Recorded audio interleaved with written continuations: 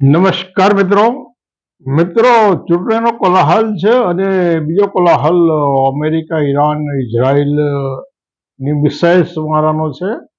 વાસ્તવિક પરિણામ હજુ બહાર નથી આવ્યું, પરંતુ ઈરાન મક્કમતાથી એક સ્વાવલંબી સ્વાભિમાની દેશ તરીકે ઉભરી આવ્યો છે અને એ બધા માહોલમાં ભારત અને ભારતીય શાસકોનું નેતૃત્વ ક્યાં છે, અથવા તો ભારતનું અસ્તિત્વ છે કે કેમ, એ પણ એક વિચાર જેવા જેવો સવાલ ઉભો થયો છે.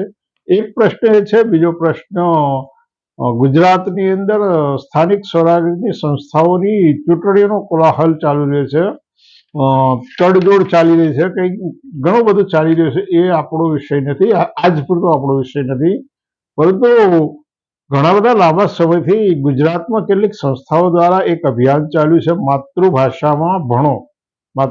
માતૃભાષાનું ગૌરવ કરવું અને માતૃભાષામાં ભણો, આ બે બાબતો અલગ બાબતો છે. એટલા માટે કે માતૃભાષાનું ગૌરવ, માતૃભાષાનું સંવર્ધન થાય, એની અંદર બીજી ભાષાઓના શબ્દો ઘર ના કરી જાય અને ભાષાની શુદ્ધિ જળવાઈ રહે, એ અગત્યની અને તાકીદની જરૂરિયાત છે.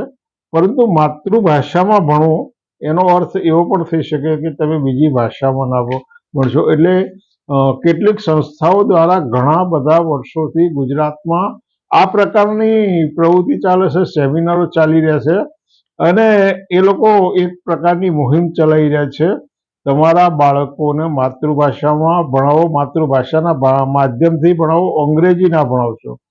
એટલે એક બાજુ ઈરાન, અમેરિકા, ઇઝરાયલ એકબીજા ટસના મસ નથી થતા, પોતાની વાત ઉપર અડીખમ છે ને એના જે મિસાઇલ્સ મારો છે, ચૂંટણીનો જે કોલાહલ છે એની અંદર ખૂબ સારી વાસ્તવિક હકીકતો દબાઈ ના જાય, સારી વાસ્તવિક હકીકતો દોરાઈ ના જાય.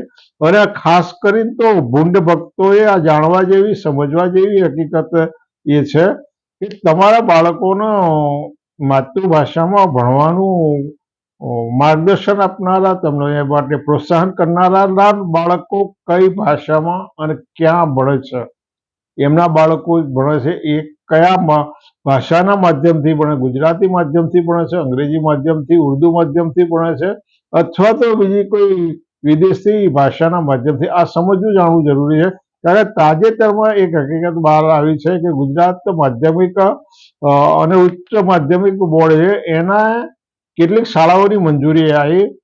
269 દરખાસ્તો આ બોર્ડને મળી હતી, જેમાં ગુજરાતી માધ્યમની 39 શાળાઓ, ગુજરાતી માધ્યમની 39 શાળાઓને મંજૂરી આપવામાં આવી. અંગ્રેજી માધ્યમની 27 શાળાઓ, 84 અરજીઓ પેન્ડિંગ છે.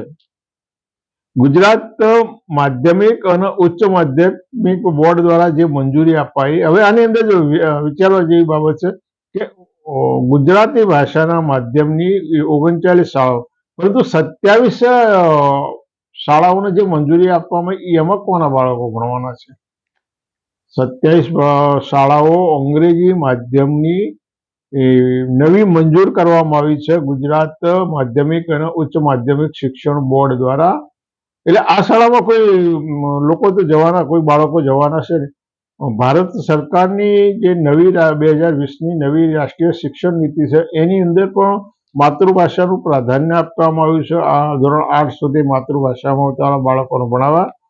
તો ખાનગી શાળાઓ શરૂ કરવાની 269 દરખાસ્તો આવી, કારણ કે આ એક વેપાર છે, ખાનગી શાળાઓમાં બાળકોને દાખલ કરવા. એની અંદર ગુજરાતી માધ્યમ હોય કે અંગ્રેજી માધ્યમ, ધરખમ ફી વસૂલ કરવામાં આવે છે. હવે એમાંય અંગ્રેજી માધ્યમની શાળાઓની અંદર ખૂબ ઊંચા પ્રકારની ફી હોય, તો જે બાળકો ગરીબ સમાજમાંથી આવે, શ્રમજીવી સમાજમાં આવે છે, જેના મા બાપો કારખાનામાં નોકરી કરે છે, કડિયા કામ કરે છે, ખેત મજૂરી કરે છે, રોડ રસ્તાનું કામ કરે છે, તો એના બાળકો આવી શાળાઓમાં ક્યારે કઈ રીતે ભણી શકે? 27 શાળાઓની જે મંજૂરી આપવામાં આવી છે, અને એ સિવાયની સેંકડો અંગ્રેજી માધ્યમની શાળાઓ ગુજરાતમાં ચાલે છે. આ બધી શાળાઓમાં કોના બાળકો ભણવાના છે? માત્ર અને માત્ર ગુજરાતમાંથી જ, અને ગુજરાતના રહેવાસી હોય એ લોકો ભણવાના છે. તો શા માટે અંગ્રેજી માધ્યમની આટલી બધી શાળાઓ અને સાથે સાથે બીજી સેંકડો ગુજરાતી માધ્યમની ગુજરાત સરકાર સંચાલિત શાળાઓ બંધ કરવામાં આવે છે. એક કે બીજા કારણોસર મર્જ કરવાના અથવા તો બીજા ઘણા બધા કારણોસર સંખ્યાના પણ ગુજરાતી માધ્યમની ગુજરાત સરકારની શાળાઓ બંધ કરવામાં આવી છે. બીજી બાજુ ખાનગી એ શાળાઓનો રાફડો ફાટ્યો અને એ ખાનગી શાળાઓની અંદર હોય પછી અંગ્રેજી માધ્યમની શાળાઓની મંજૂરી આપવા. એટલે આની અંદર બહુ સ્પષ્ટ ચિતાર છે કે ભાઈ તમારા બાળકોને ગુજરાતી માધ્યમમાં ભણાવો અને અમારા બાળકો તો અંગ્રેજીમાં જ ભણશે. આ બહુ સ્પષ્ટ સંદેશ છે કે તમારા બાળકોને ગુજરાતી માધ્યમમાં ભણાવો એટલે તમારા બાળકો કારખાનામાં જાય કાં તો ડોબા ચારવા જાય, પણ અમારા બાળકો અંગ્રેજી માધ્યમમાં ભણશે, અમારા બાળકો વિદેશમાં ભણશે. અમારા બાળકોએ ઝંડા લઈને નથી ફરવાનું, તમારા બાળકોએ હિન્દુત્વના ઝંડા લઈને ફરવાનું, એવો મેસેજ આ આખી જે પોલિસી છે એમાંથી આવી રહ્યો છે.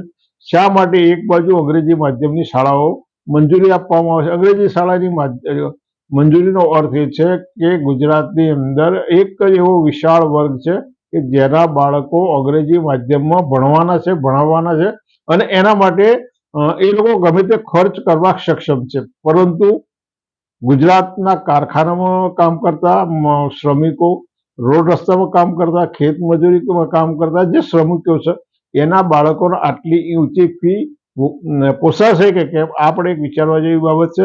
એટલે મિત્રો, જે લોકો આ સરકારની જે આ નીતિઓનો આંખો બંધ કરી અને સમર્થન કરે છે એવા ભૂંડ ભક્તોએ ખાસ વિચારવા જેવું છે કે તમારા બાળકો અંગ્રેજી માધ્યમમાં ભણવા માટે કેમ લાયક નથી, અને જો લાયક હોય તો સરકાર દ્વારા પણ આવી રીતે શાળાઓ કેમ શરૂ ના કરવી જોઈએ, વિચારવા જેવું છે.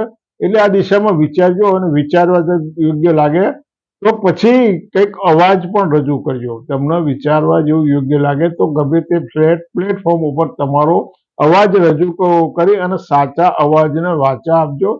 અને એવું થશે તો અમને એવું લાગશે કે હવે તમે ભૂંડ ભક્તોની જે ગ્રુપ છે એમાંથી બહાર નીકળ્યા છો. ફરી વખત આ વિષય સાથે મળીશું. આવજો.